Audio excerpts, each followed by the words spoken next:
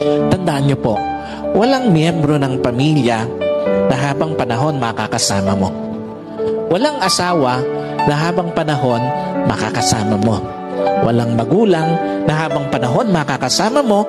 Walang anak na habang panahon makakasama mo. And at the same time, wala din namang kapatid na habang panahon makakasama mo.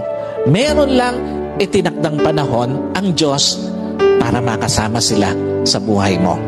Meron lang itinakdang panahon ng Diyos para ma-enjoy mo yung mga panahon na makakasama sila. Bawat panahong kasama ang pamilya, pahiram ng Diyos. Bawat panahong kasama mo sila o bawat araw na kasama mo sila, kabawasan yon sa panahong makakasama mo sila.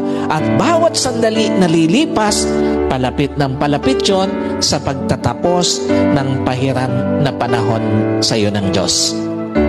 Kaya hindi dapat sinasayang panahon para sa pamilya, lalo na sa pagtataniman ng sama ng loob, lalo na sa pagkakait ng pagpapatawad, at lalong-lalo na sa paggagawa ng yaman. Napakawalang kwenta ng mga bagay na minsan hinahayaan natin na sayangin yung panahon na dapat kasama natin ang pamilya natin.